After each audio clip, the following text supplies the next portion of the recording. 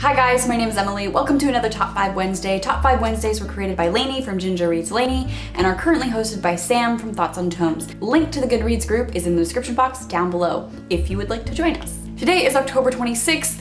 I skipped last week's Top 5 Wednesday because I really don't ship things. So without further ado, I'm going to share with you my top 5 favorite spooky settings. So this can include sort of eerie or atmospheric settings. I'm going to start with Monkey Beach by Eden Robinson. So this is a piece of Indigenous literature. This is Lisa Marie's life story as she tries to process the possibility that her brother was lost at sea. It is a really rich atmosphere throughout the story between the woods and different houses and being at sea, being on the beach. Not necessarily spooky all the time, but definitely some of the places are dark. It is a sort of heavy text with a lot of heavy themes. I would highly recommend this. I do have a review for this and I will link it down below, but this has a fantastic atmospheric setting. The next atmosphere I want to talk about is from the Upstones of Shannara by Terry Brooks. So this comes right at the end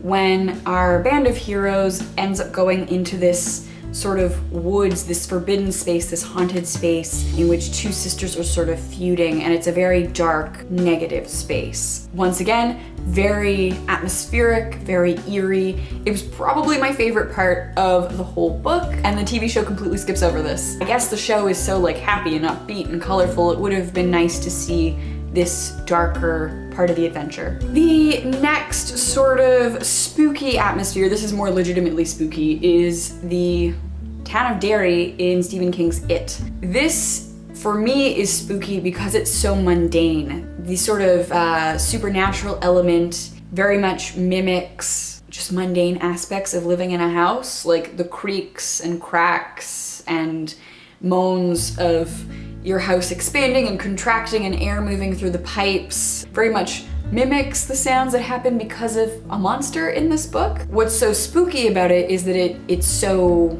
real and it's so relatable. If you've ever been in the house home alone at night, and as the house sort of cools down in the summer, you can hear it just make noises by itself. And so this is one of my favorite atmospheres because it's so mundane, it's so real. The next atmosphere is from Harry Potter and the Deathly Hallows. I love the sort of spooky atmosphere in Godrics Hollow. I thought the atmosphere here was great. Sorry, the lighting is gonna be all over the place. It's a windy day today, so the clouds are passing. I loved the atmosphere in here. And finally, because I do a lot of hiking, my favorite spooky atmosphere is the woods in The Girl Who Loved Tom Gordon. If you've ever been hiking alone, because sometimes there's just no one to go with and it's a beautiful day, so you go by yourself, you realize how isolated you actually are. I live in a place with a lot of nature around me and there are tons of trails to enjoy. Every once in a while the thought crosses my mind, anything could happen. It was spooky for me